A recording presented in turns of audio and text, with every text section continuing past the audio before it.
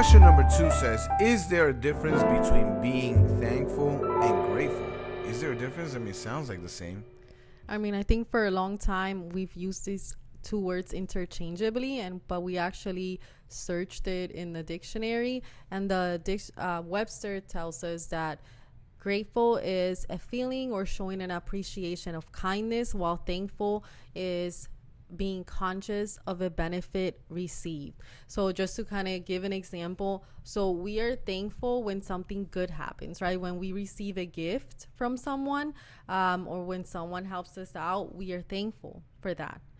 However, being grateful is even more powerful, right? Because you're grateful when times are rough, right? When you're so that is the difference. So thankfulness is more dependent, it's kind of more short-lived, while gratefulness is independent, because you don't need somebody to do something for you, to give you something to be grateful. And so it's more long-term. That's amazing. It's very true. Yeah, because I mean, thank you. How many times, even, I mean, like, once again, and I know our kids are probably going to be seeing this forever, but sorry, guys. I mean, you guys are a good subject. We learned a lot with you guys.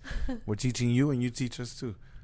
But anyways, one of the things that we were talking about, as far as like, oh, sorry, I was just going to keep being, understand the difference is that with our kids, right? Sometimes, we do something for them and we like say thank you or something, or I know that they say thank you because they've been taught to say thank you. Yes. But there's not necessarily like that depth of gratitude. There's just kind of like, it's more like it's to have manners. They know that it's a good mannerism to, like, if somebody gives you something, you say thank you. Which for them is okay because they're little, so we want them to have those manners. But it's deeper than that. Yes. So that shows us the difference, that it's not just saying thank you. It's a like we were talking about, it's a state of mind of understanding.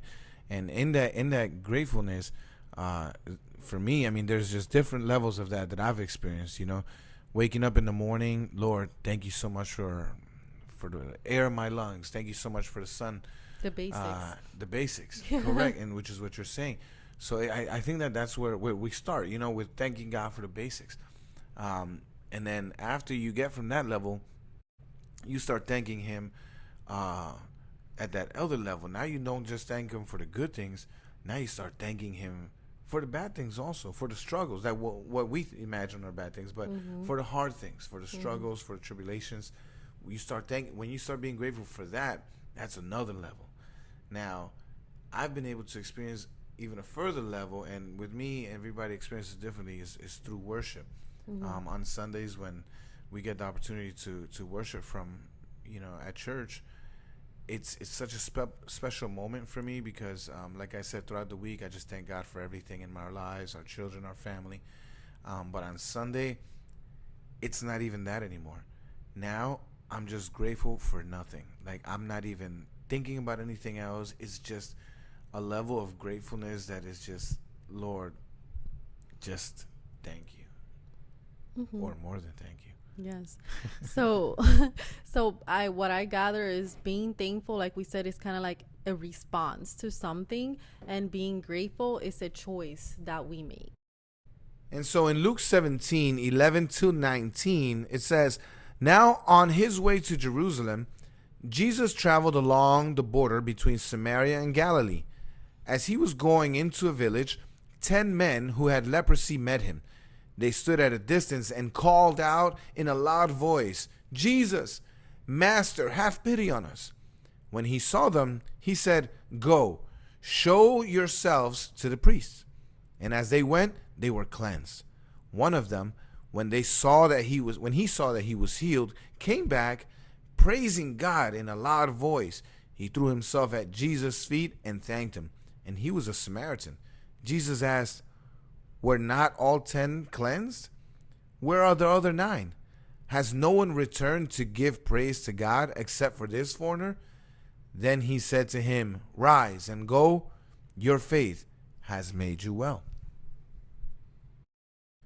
So, have you ever received a gift or an answered prayer that you forgot to thank God about? Yes, I am guilty of that, but I feel like we all have been, right, at certain points, or we do it. Unfortunately, yes. Yes, I mean, it's We some. do forget to thank God for. Yeah, and there's so many things that we could extract from this story, right? One of the things that kind of jumps out at me is that out of the 10, right, obviously just one came, but what stands out is that it was the majority did not come back, right? So which means it just brings me back kind of like, in modern times. I think Jesus is trying to tell us, right, the majority of us, when he does something for us, are maybe not showing the gratitude that we should. I mean, look where our world is at. Yes. I mean, if 9 out of 10, that's a bad yeah, ratio. 10%. Unfortunately. Yeah. So that's not good. I mean, so that's how important it is for us to bring this message of Yeah. gratitude. Listen, guys, you guys are going wild out there. The whole world is losing their mind, but it's like, let's focus. God has been good. We're living in the best time in the history of humankind. Yes. The fact that we're able to sit in a room with AC. Could you imagine not having no air conditioning? In Florida? Oh my, in Florida. No, but definitely. Yes. It's an amazing story. And it shows us the reality of that we live in, because we're all being blessed. Who has not been blessed by God out there? We have all received blessings from God, all of us. Yes, and Jesus, of course, these were different times, but Jesus was being intentional.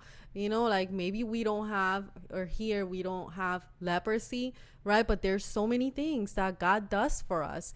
And, the majority of us don't go back to him and show gratitude. I mean, it's like you said, this is a story about leprosy. Yes. But how many times do we know, especially friends, and like I said, even ourselves, there's been a time of need, and then, oh my goodness, we're there, we're in church, first person in church, we're there to the end, we're like, Lord, I love you. This, the second prayer gets answered, the second you get that raise, or you got the money for rent, you get a new job, then, oh, now I can't go. Lord, I'm sorry, I don't have the time for you. I'm so busy with work. So wait, so you ask for the blessing, God gives you the blessing, and now the blessing that he gives you, you're using that as an excuse to not build that gratitude that you had for the one who gave you the blessing from the first place. Yes, the Samaritan showed gratitude to Jesus, right? And it's important to know that we are not saying that being thankful is not important, because, we were not there at that time. Obviously, this was biblical times, but maybe those other 9 that were healed, I'm sure they were thankful, right? I'm sure they even told, in my mind, maybe they told the Samaritan, hey, tell that Jesus guy thank you, say we're thankful that we don't have this, that our skin is clear, right? But only one of them went back to him, right? And it says that he went to Jesus, he praised him, he thanked him. What did he say about his feet? He said that he threw himself at his feet, right? Correct. He threw himself at his feet, thanking him. Yeah, so he went that extra step. Again, being grateful is more it's not surface level. It's Correct. Something that requires, right, that extra step. And I just want to highlight verse 18 that it says, Jesus asked, has no one returned to give praise to God?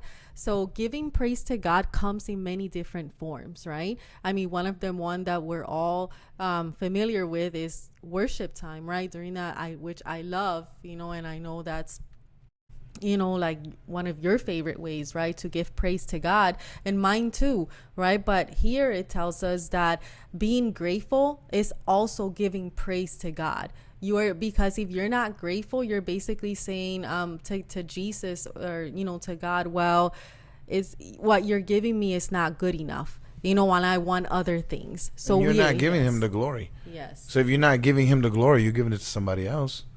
You got to think about it.